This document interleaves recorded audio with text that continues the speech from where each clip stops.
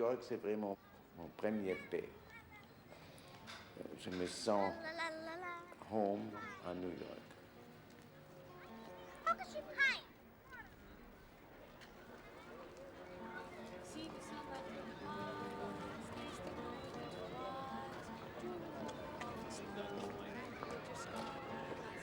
À New York, on n'est pas un étranger. Ça, c'est magnifique. On n'a rien à faire avec la police, on n'a rien à faire avec rien. On peut être devenu une Américaine après 5 ans, 3 ans, ça dépend.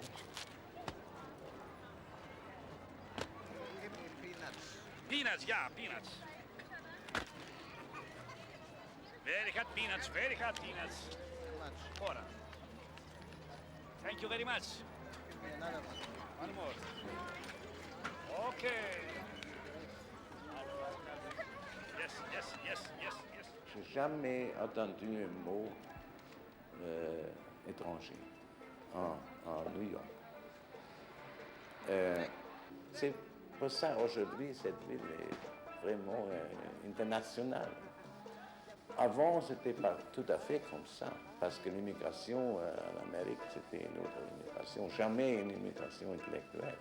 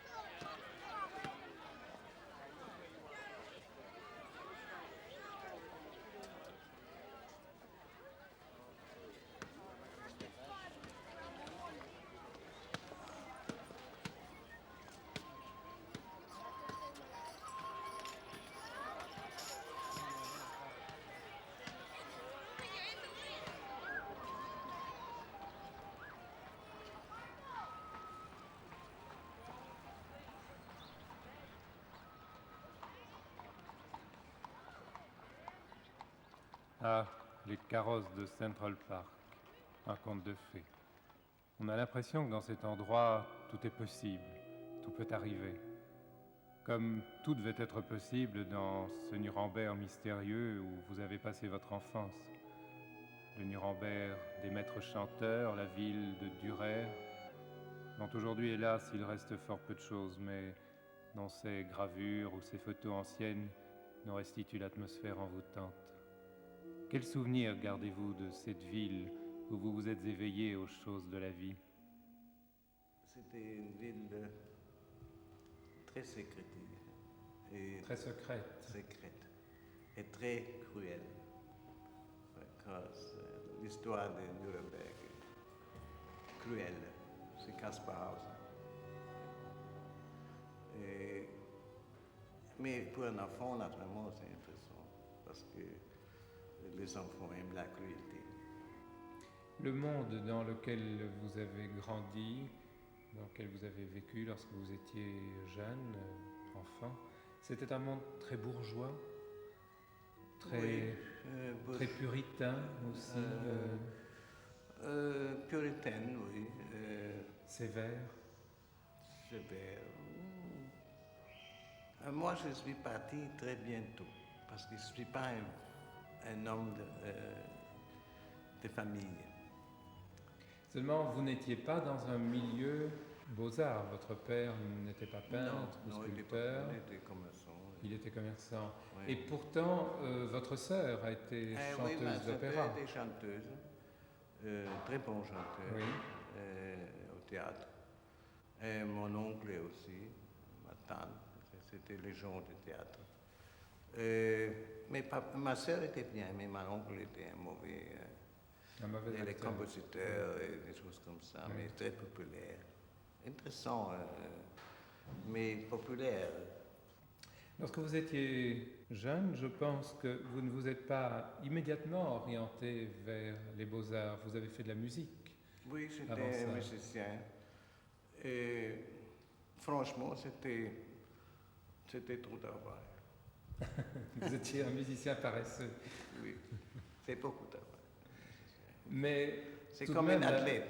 C'est comme un athlète. Il faut être comme vous étiez pianiste. pianiste, oui. Mais comme j'ai vu les études à l'académie, c'était vraiment facile. L'artiste ne fait pas des études, vraiment. S'il fait des études, il n'est pas bien. Vous pensez vous croyez au don. Vous pensez qu'un artiste possède un don inné et doit simplement le développer. Et oui, la technique, pour moi, c'est rien. C'est secondaire. C'est secondaire parce que c'est seulement un médium.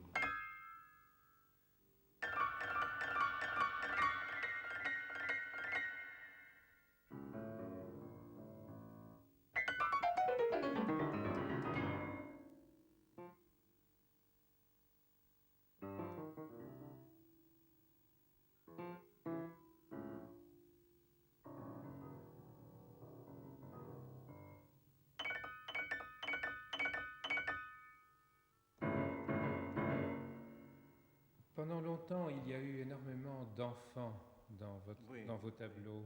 Oui, ça c'est encore Nuremberg. Parce que moi j'étais un enfant. J'ai vu Nuremberg comme un enfant. Les enfants sont très curieux et aussi très sécrétifs. Ils ont un monde pour eux-mêmes. C'était une bonne place pour les enfants, Nuremberg.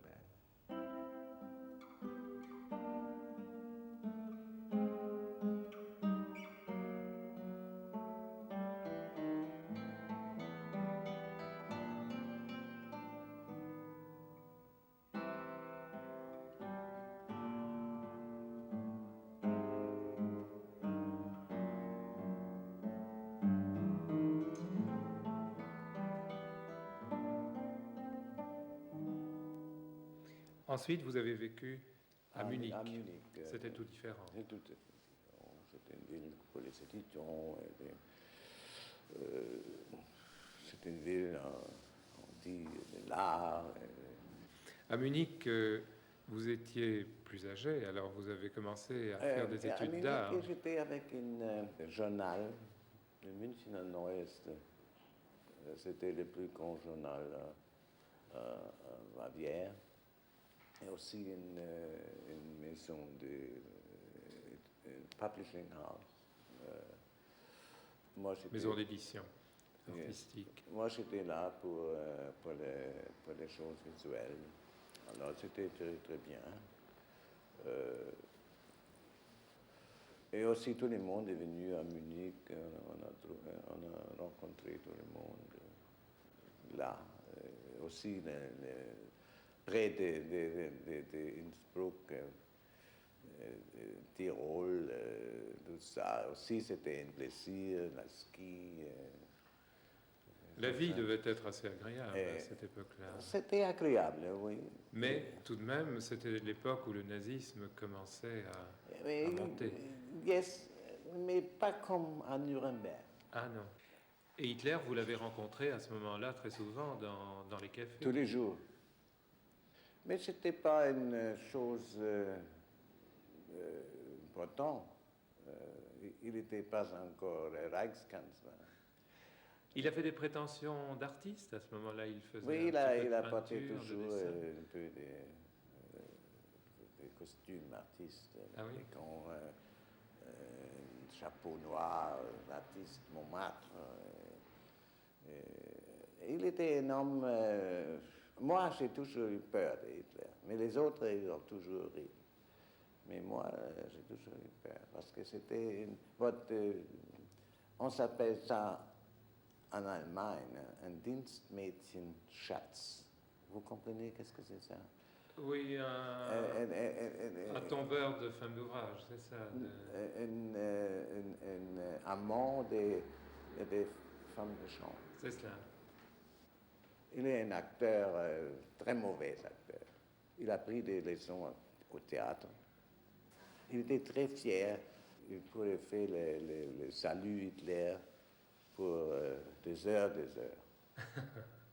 Sa vie était pas plus intéressante comme un concierge. Après Munich. Après Munich. Qu'est-ce qui vous est arrivé? Je suis arrivé à Paris.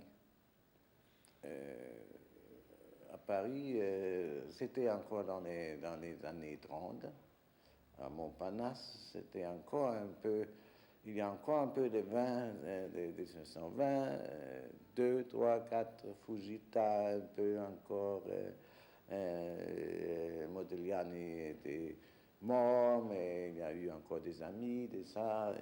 C'était encore un peu comme ça. Et la vie à Montparnasse, c'était très, très intéressant. Mais c'était tous les étrangers. C'était toujours les étrangers à Paris, qui a fait Paris.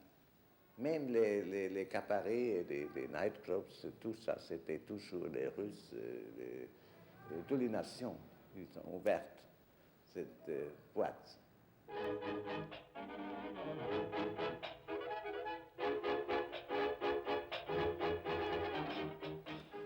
Moi, j'étais très heureux dans ce temps-là à Paris, parce que c'était vraiment encore un temps... l'artiste était encore vraiment un artiste. La vie d'artiste était vraiment... On était pauvres, tout le monde était pauvre. Il n'y a pas de star système comme aujourd'hui. Alors on était avec Picasso, Sitkin, tout le monde était la même chose. Pasquin était le seul qui était déjà riche, parce qu'il a eu beaucoup de succès financier. C'était un homme agréable, vraiment, très généreux. Il a acheté des choses pour nous. Il était très généreux comme un personnage. Alors, on a vu pratiquement au dôme. Parfois, on a couché au dôme. Nous avons pris une tasse de café à 4, à 5. On peut être dans des cafés toute la journée. On a écrit, on m'a donné des papiers écrits, des encres, des choses. Ça, c'était là. Si on était dans un café, on a demandé papier à écrire, des choses comme ça. On a donné, les écrivains, ils ont écrit ces livres-là. J'étais heureux parce que j'étais jeune. Et je vis dans une société qui était mon choix. Mais j'imagine que vos camarades à cette époque-là devaient vivre dans une certaine insouciance, tandis que vous étiez allemand, vous deviez penser tout de même à ce qui se passait sur le plan politique en Allemagne. Ah oui, naturellement. Moi, j'étais social-démocrate dans ce temps-là, très fort encore. J'ai aussi toujours reçu des nouvelles personnellement parce que j'ai connu beaucoup de gens qui étaient dans la politique. On a toujours parlé de ça aussi.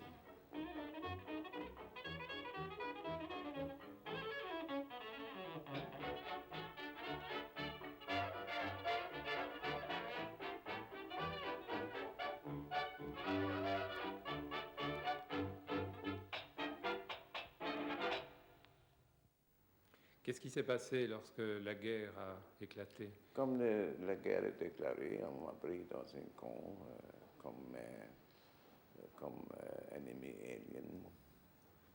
Vous deveniez tout d'un coup un ennemi. Ah oui, naturellement, je suis un ennemi.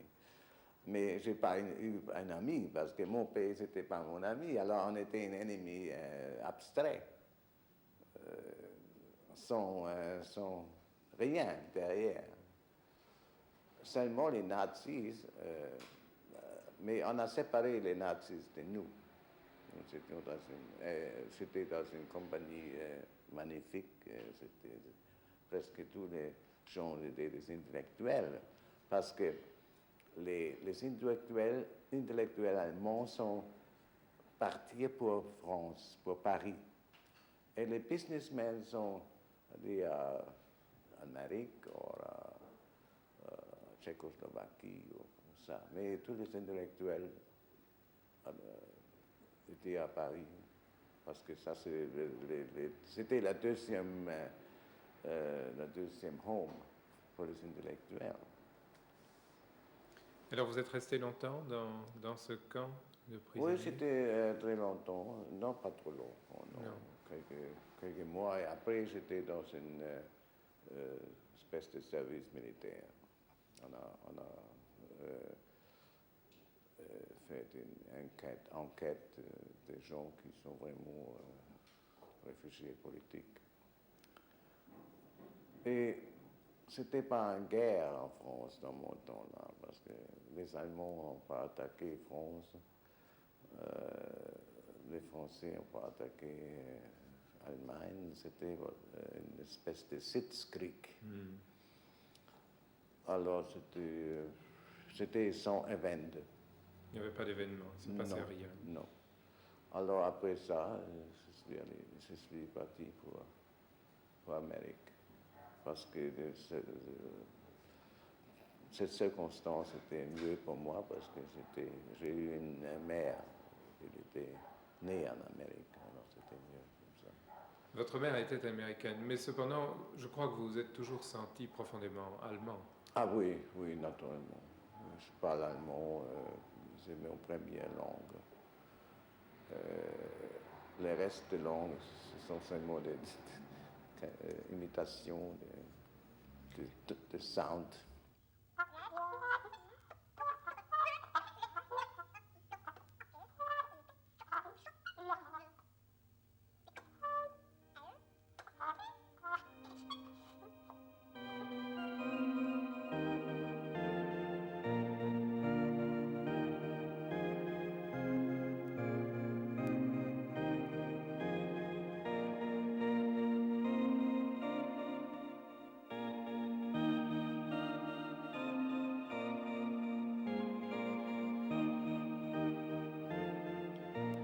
Est-ce que vous pouvez vous souvenir aujourd'hui de votre première impression lorsque vous avez débarqué à New York? Oui. Mais j'étais tout de suite chez moi. Tout de suite. Vous avez alors connu ce New York de la guerre, des années de guerre, qui a dû être un New York pas exceptionnel. Ici, on n'a rien. Ici, c'était rien. Non, mais je veux dire que il y avait ici beaucoup d'artistes français. Ah oui, les Français, toute une atmosphère qui a dû être très l'atmosphère était particulière. magnifique. Les Chais, le vieux Léger, il est là. Tout le monde était là. Breton était là. Max Ernst était là. Tout le monde était là comme artiste. Et vous avez été plongé tout de suite dans ce milieu? Non, on s'est trouvé après quelques temps. Mais on était tout de suite chez... Tous les artistes étaient chez eux. Ils étaient en DAF avec New York, parce que c'est tellement une vie pour les peintres. Vous étiez amoureux de New York. Ah oui, on était à Harlem. Tout ça, c'était encore pour chacun. Maintenant, c'est un peu différent. On ne peut pas aller à Harlem, on ne peut pas faire ça, on ne peut pas se promener de la nuit, tout ça. Mais c'était autrefois, c'était tout à fait... Rien n'est passé à New York. Les portes étaient ouvertes. Les Américains sont très hospitaliers. Ouvrez tout de suite la porte, mettez-vous. Tout ça, c'était tellement agréable. Et j'ai trouvé une galerie, Betty Parsons, c'était l'avant-garde galerie dans ce temps-là, le seul. Mais j'ai pas eu de succès parce que c'était pas un abstract. C'était la période abstraite. La période abstraite a commencé dans ce temps-là. Mais l'artiste était très pauvre, l'artiste américain. Seulement, on a eu une occasion pour être professeur, des choses comme ça. Ça n'existait pas tellement facile en Europe. Et vous avez gagné votre vie comme professeur? Oui, comme presque tous les artistes. Vous n'avez jamais été influencé par l'abstraction expressionniste américaine? Non, jamais, jamais. Mais c'était mes amis. C'est un peu votre obstination d'allemand là qui vous a entraîné à toujours faire ce que vous vouliez Mais faire j'étais tous, sans être influencé. Seul. Oui, J'étais jamais dans un mouvement. Aussi, ça sera difficile pour les critiques, pour les choses les musées aussi. Je ne sais pas qu'est-ce qu'on fait avec ça, dans quelle salle. Jusqu'à l'époque est arrivé. Et on m'a pris tout de suite pour une pop artiste. oui. C'est parce que c'était figuratif. Alors, c'était mon chance. Une erreur.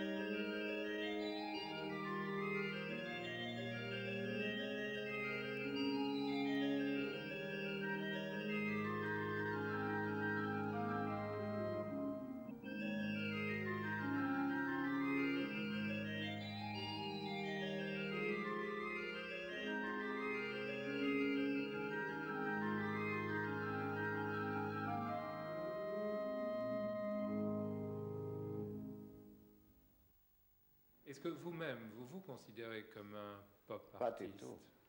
Pas du tout. Je suis une artiste figurative. Si, on veut dire, je n'aime pas ça. Mais pour donner un nom, non, je n'étais jamais pop parce que pop, ça c'est vraiment une chose américaine. C'est la même chose avec les jazz, les rock, roll. Ça, c'est une chose américaine. Et moi, je trouve que c'est un homme comme Andy Warhol, Lichtenstein, sont vraiment l'art américain.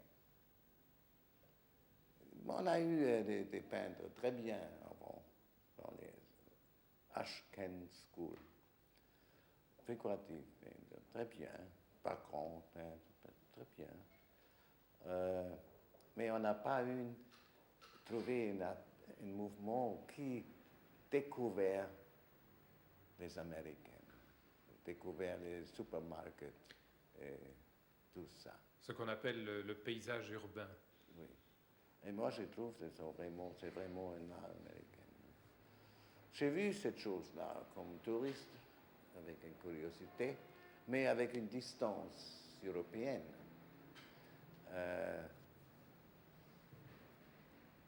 Seulement, il est certain que vous n'auriez pas pu faire l'œuvre que vous avez faite si vous n'aviez pas vécu à New York.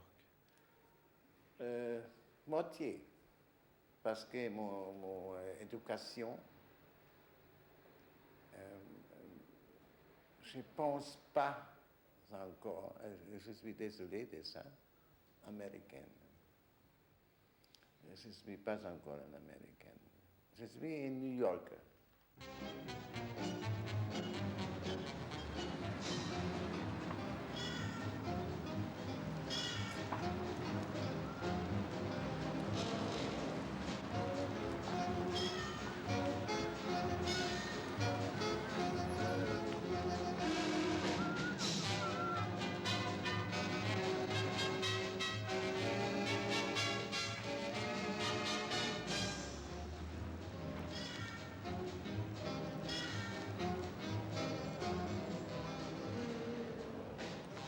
Ce qui vous intéresse le plus à New York, j'ai l'impression, c'est le spectacle de la rue. Oui. Je ne comprends pas du tout, même aujourd'hui, comment faire des choses sans observation dans ce pays-là. On fait des choses minimales ou autre chose. Parce que c'est tellement fort Visuellement. et pas seulement visuellement, dans tous les sens, même dans le nez. Tout se travaille ici, les nez, les oreilles, les yeux. Et on ne peut pas fermer toute cette chose-là. C'est une chose minimale. Je ne suis pas contre l'animal, mais je trouve cette ville, ce n'est pas la ville qu'on peut faire.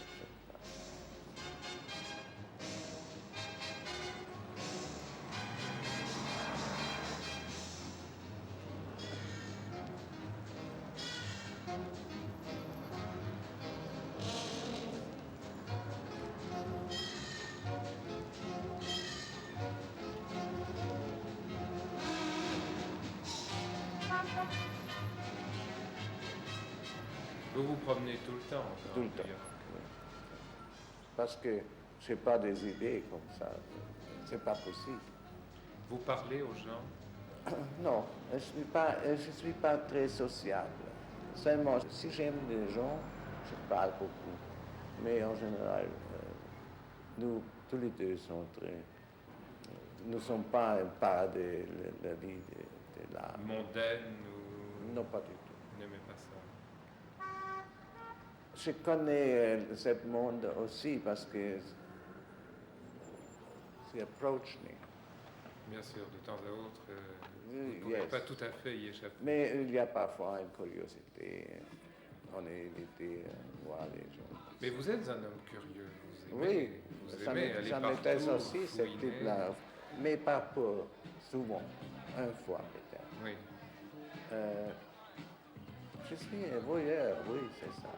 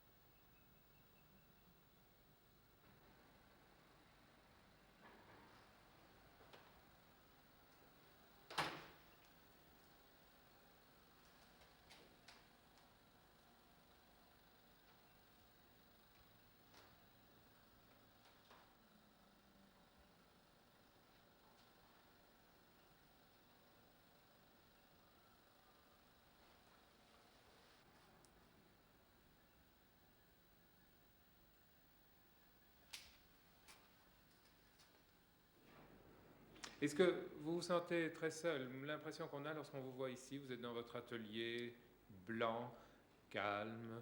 Vous avez l'air d'être loin de cette ville énervante, cette Oui, ville tumultueuse. parce que pour cette méditation, C'est le meilleur endroit pour c'est- méditer. l'atelier, c'est pour la méditation. Vous devez travailler dans le calme, il vous Oui, faut le oui, calme. oui. C'est là que vous n'êtes pas américain non plus. Non, vous, non, je ne peux pas avoir les... vous aimez les le bruits spectacle de la rue, mais rentrez chez Oui. vous, il vous faut le Oui. calme pour travailler.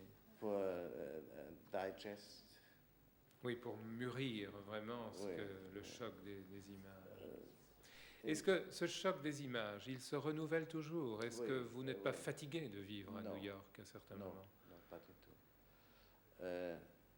Pour moi, New York, c'est comme mon appartement. Un Pas gigantesque... comme mon atelier, mais comme Non, mon un appartement. énorme appartement dans Oui. lequel vous circulez, vous allez Oui. d'une pièce à l'autre. Oui, on se connaît tous, et même, c'est toujours, on est toujours surpris. Mais aussi parce que je n'ai pas de temps pour me promener chaque jour. Alors, je suis vraiment, comme tous les Américains, un touriste en Amérique. Tous les Américains sont des touristes en Amérique aussi.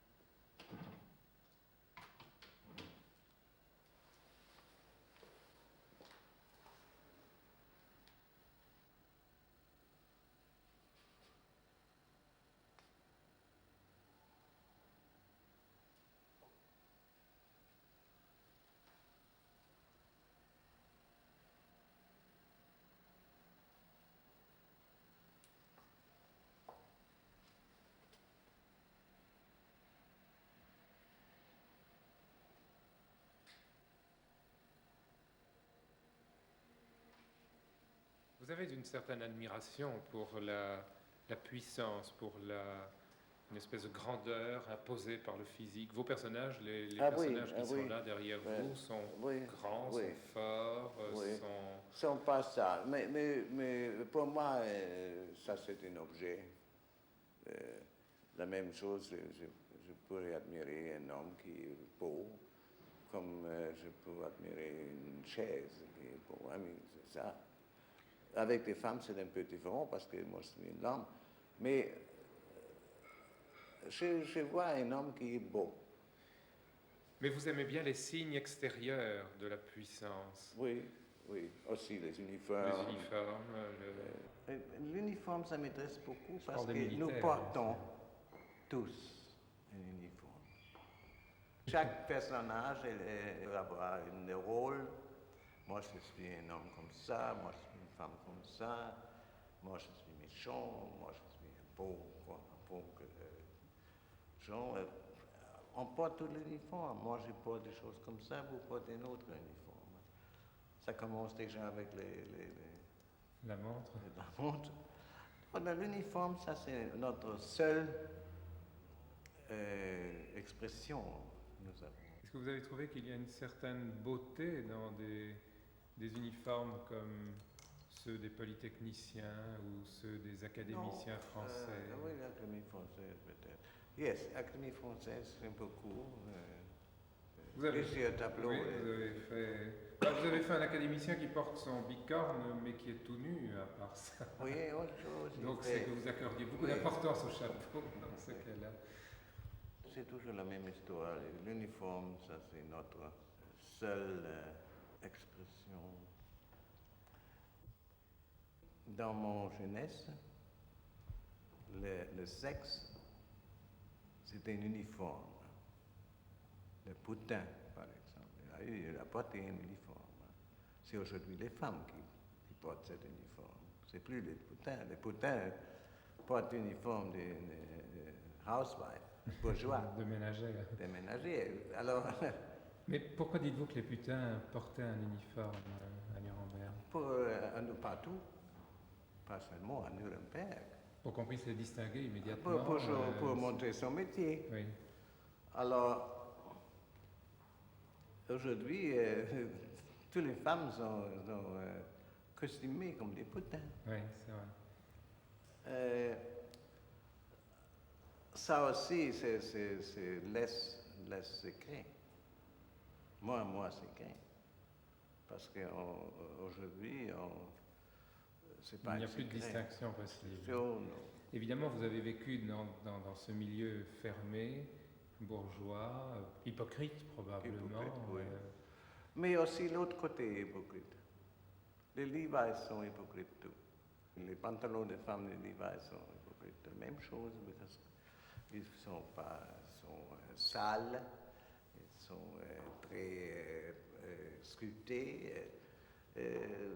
Moi, je trouve que c'est toujours une espèce d'hypocritisme, parce que c'est encore un secret. Oui.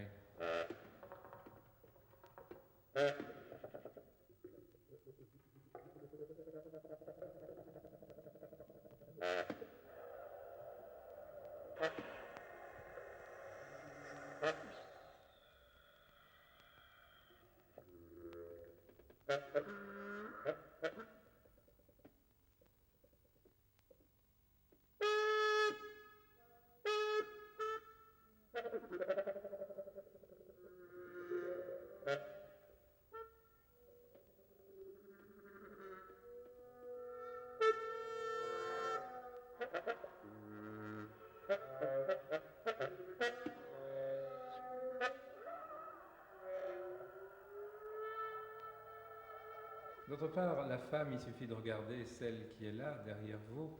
La femme est toujours très, très dominatrice chez vous. Peut-être c'est un peu comme ma mère.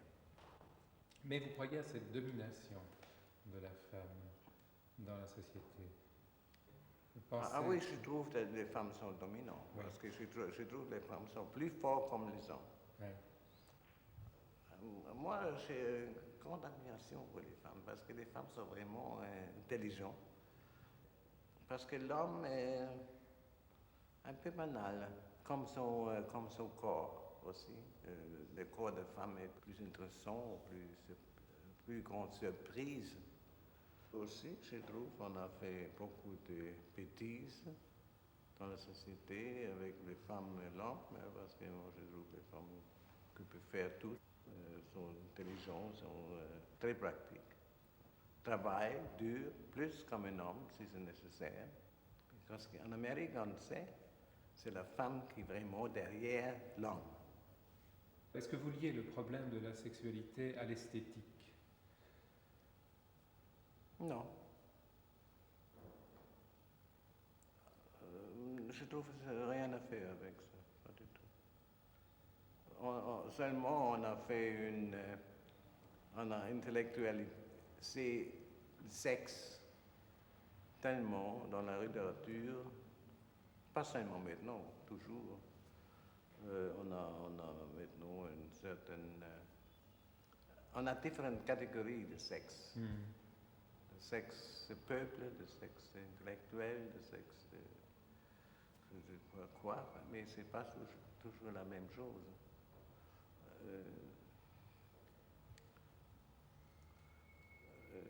Le sexe, c'est très important, mais ce n'est pas plus important qu'on manger tous les jours.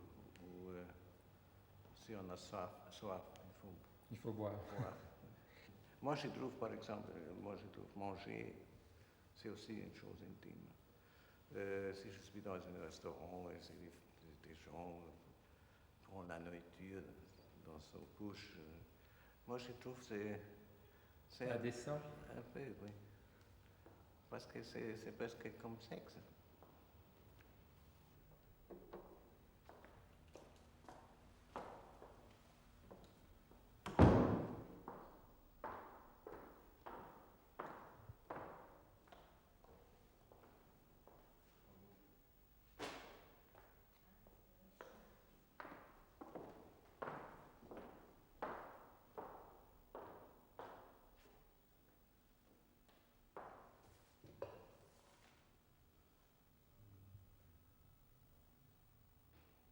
Est-ce qu'il y a chez vous une longue maturation pour qu'une toile se fasse? Vous devez y réfléchir longtemps, longtemps. préparer.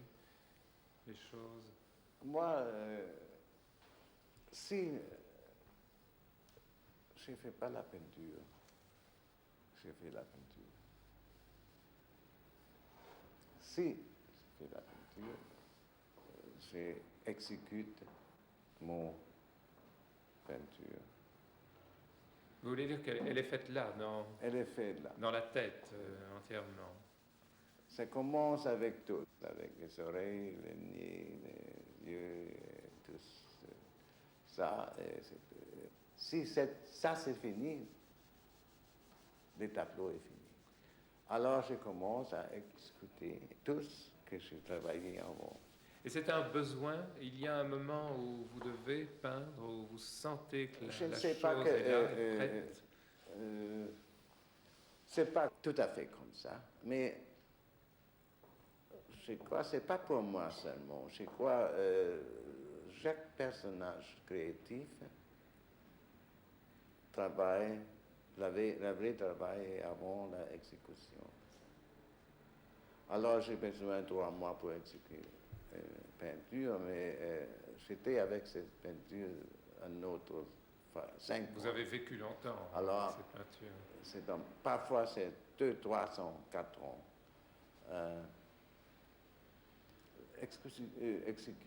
Exécution, et ça c'est une chose.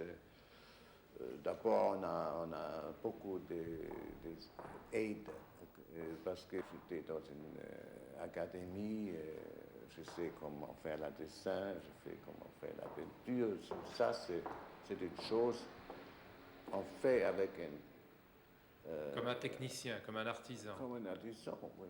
Un peu différent, mais presque, oui. Parce qu'il y a encore des accidents et des surprises pendant l'exécution. Mais en général, la vraie peinture est faite avant. Alors ce travail n'est pas un peu ennuyeux, n'est pas un peu une routine pour Non, vous? mais oui, parfois c'est un peu routine. Et c'est pas, il y a toujours dans un tableau des parts qui ne sont pas tellement intéressants, mais il faut le faire parce que on a besoin de celui-là pour une autre surprise. Mais ce n'est pas toujours une chose exciting. Passionnante à chaque Mais moment. moi, je crois la croquis, c'est la chose plus intéressante. C'est le plus intéressant. Moi, je trouve. Parce que c'est vraiment le pas des Vous créatifs. faites beaucoup de croquis Beaucoup. avant d'arriver à un tableau? Oui. Beaucoup. Et ça, c'est vraiment le moment créatif. Moi, je suis toujours intéressé par voir les croquis d'un artiste. Oui, c'est vrai, c'est ce qui vient de jaillir, c'est ce qu'il y a de plus ça, spontané. c'est vraiment la vérité, Oui. sans On aide. ne peut pas tricher à ce moment-là.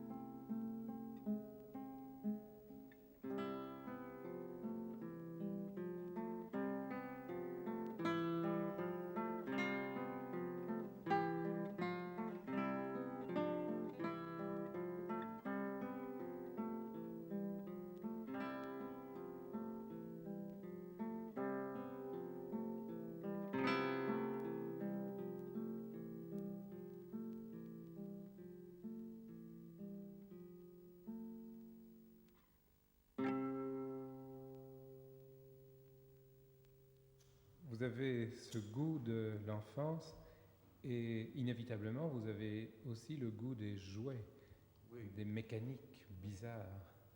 Oui, les mécaniques qui ne marchent pas. Ou qui marchent parfois. Mais tous mes jouets, ils n'ont pas de logique pratiquement. Cet homme qui, qu'est-ce que vous avez dit? On a dit parfois que vous aimiez les jouets parce que Nuremberg Oui, c'est était vrai. une ville Oui. où l'on fabriquait Ah les oui, jouets. ça c'est la ville des jouets. Ils ont une C'est vrai. immense. Ah oui, c'est vrai. Mais la vérité, c'est les couleurs, ça m'intéresse beaucoup, les jouets. Vous trouvez dans mon peinture très souvent les mêmes couleurs.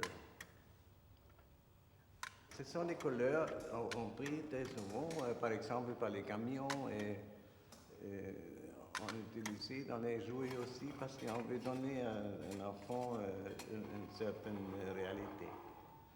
Alors, ça c'est intéressant parce que ça ne marche pas. Et ça me donne beaucoup d'inspiration. Je suis intéressé de toutes les choses qui ne marchent pas. Beaucoup d'artistes sont comme ça. Parce que aussi c'est la même chose avec la nature, on a peur. Si ça marche, on a peur. Si ça ne marche pas, on n'a pas peur. On peut sourire, des choses comme ça. Et vous pensez que le contact peut-être avec un jouet est plus immédiat et plus direct? Sans responsabilité. On n'est pas responsable avec un jouet.